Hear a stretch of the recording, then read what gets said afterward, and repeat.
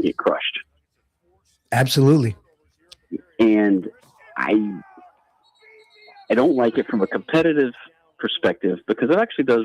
Because, like, say that there's a team that's waffling about tanking for the first half of the year, and then the reality hits, right? Mm-hmm. Well, those teams, they play the second half of the year, if they make a decision to tank, have then gained a competitive advantage over other teams that may have played them more in the first half. Yep. Right? And that, I think that's the moral hazard of tanking for the league. And the league's trying to figure it out, but they just don't have a good solution to it.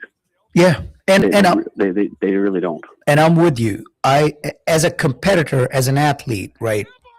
What does Herm Edwards say? You play to win the game. Right? Yeah. Yes. Every time you're on the court, on the field, on wherever, you compete to win.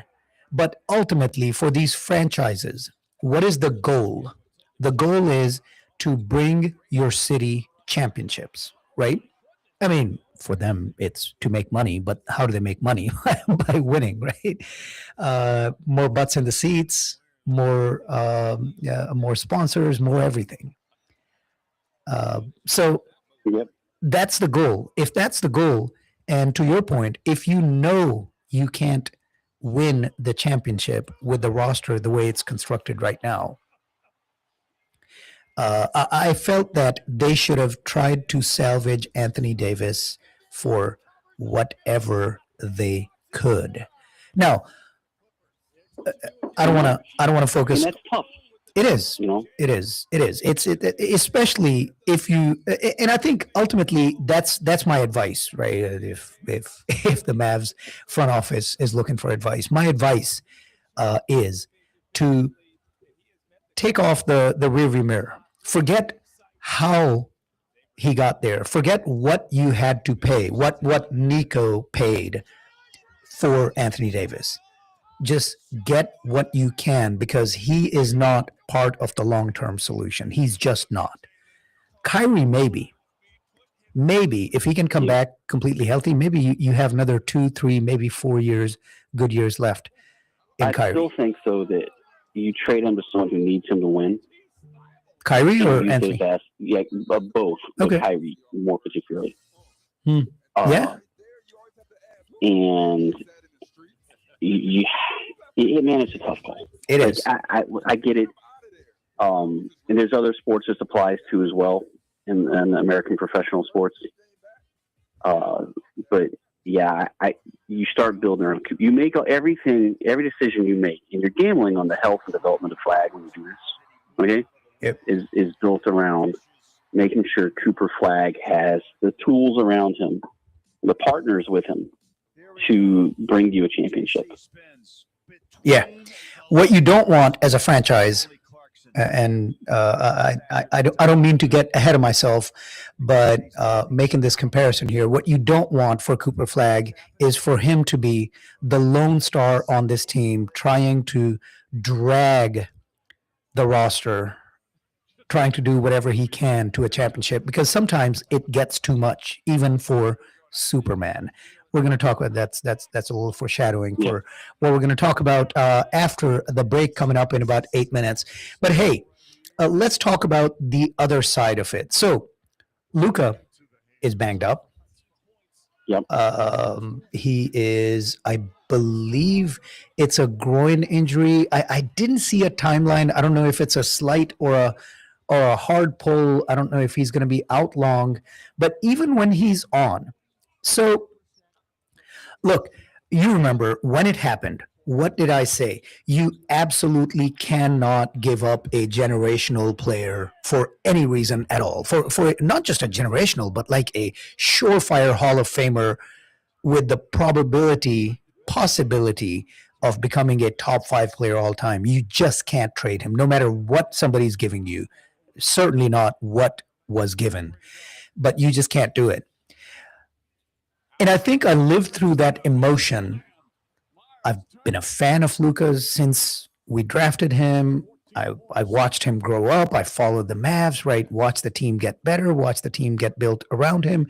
So a lot of that emotion was seeping into that decision. But I think now, almost a year out now, I can look at it a little bit more pragmatically. I still will not. I'm not. Maybe in a few years I'll get to that point. I am still not at the point where you say that that was the right thing to do. But I see that lack of defense. I see what is happening to the Lakers, right? Um, how do you? So Luka came in. He came in with a mission, right? He came in fit. Yeah. He came in the best shape of his life. I mean, I've never seen him in that shape in the 7 years he was here. But the defense still was not. I mean, he's still getting those steals, but so he's never going to be a first-team All-NBA defensive player, right? Just not in fact, going to. He's probably always going to be a net negative defensive player for you. Mm-hmm. Which what we were just talking about with Cooper Flagg, though. Then build to accommodate him, right? Build around that. Get some athletes, some long players. They always talk about length, right, on defense. Yep. Get some length with some guys. They don't have to be superstars, all right? But they have to be team first, know why they're getting signed. They are there as defensive players. And you can build around that and win a championship. And the Mavs almost gave that blueprint to the Lakers, right? That's what the Mavs did. That's what we're talking about. The Mavs were in the process of doing it. Yep. Lively, and Gafford. For whatever reason, just decided, nah, we're going to blow this up.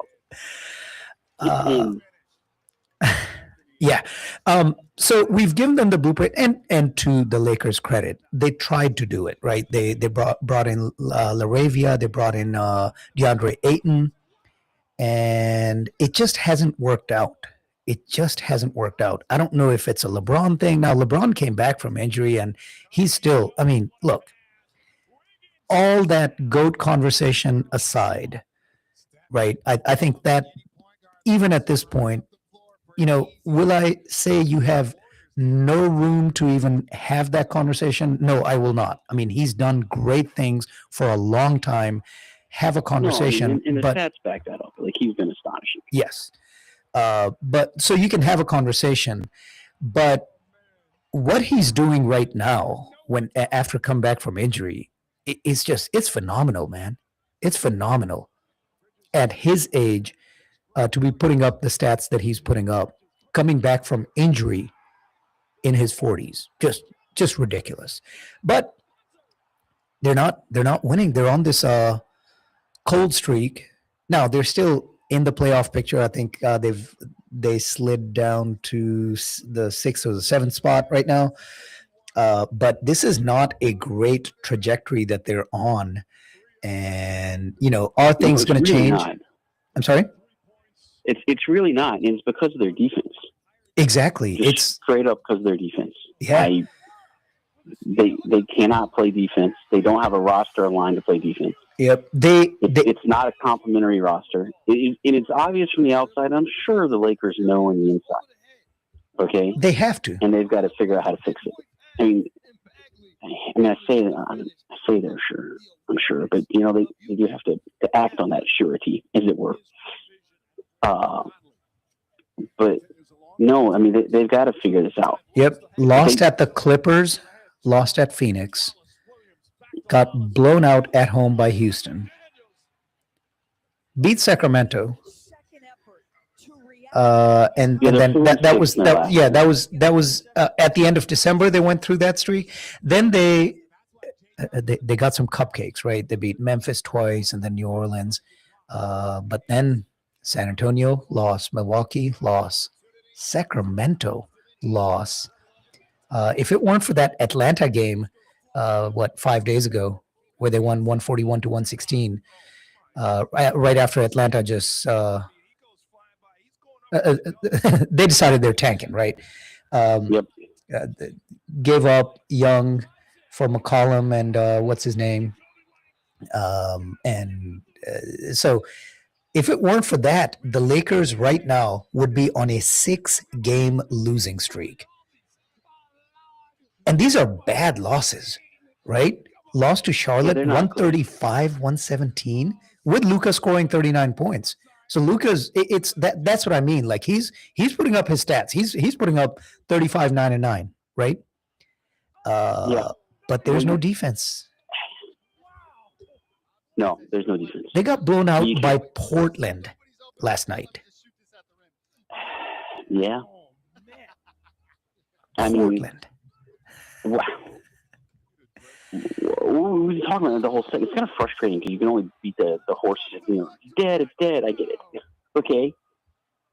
But you got to figure out how to build a team. Even in the NBA, where there's one player, a superstar is more outsized, and I know where you're going on the football side of it, and we're going to get to that. You still have to build around that guy, and it has to be a complementary team. You just can't. There's no other way to get around it. Yep. And Jordan didn't win until he had Scottie Pippen, and Horace Grant. And Horace Grant. And to your point, it wasn't just those guys, and Paxson, and B.J. Armstrong, right? You talk about he had nothing. He didn't have anything. Jerry Reinsdorf and I'm drawing a blank. What was his name? The GM. Anyway. Oh yeah. The scowl. They built the team around the talent that they had. They knew they had a superstar in Michael. They knew what he was good at and what he needed, and they brought in exactly that talent, right? They brought in that point forward who could take the pressure of ball handling off of him. They brought in those spot up shooters who could take advantage of that penetration from not just Michael, but from Pippen as well, right? They brought in a couple of serviceable bigs, right? They went through a line of those, right? Started with Bill Cartwright, but then they had, Bill Wellington and what was his name? A couple of those. Just that's exactly the point, right? We don't remember the names. They were serviceable guys who could eat up minutes and eat up rebounds and have a little bit of a defensive presence down below. But that's what you needed. And those guys knew Jerry Krause. I couldn't remember his name. So Jerry Reinsdorf and Jerry Krause knew what they had, recognized what they had, and built the team that they needed to around him. And the Mavs, I felt that they were on the way to do it. Right? Obviously, they'd made strides. They'd gotten to the championship and lost. And they were looking good again, even while Luka was missing before they traded him. But yeah, the Lakers, I think they understand it. They've seen that, as I said, they've seen the blueprint from the Mavs. They tried to do it this offseason, but it did not work out. So I almost wonder if they need to trade LeBron and see if they can find somebody who's willing to give them something good. Yeah, I mean, for a 41-year-old. The thing is, I don't know if you got to get LeBron to do that. He's not going to agree to it, right? He likes LA. Like LeBron likes LA. He does. And who's going to give you the assets you need?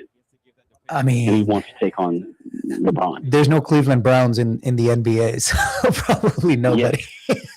There's no Cleveland or Cincinnati or New York Jets that you can just sit there and take advantage of. Yeah.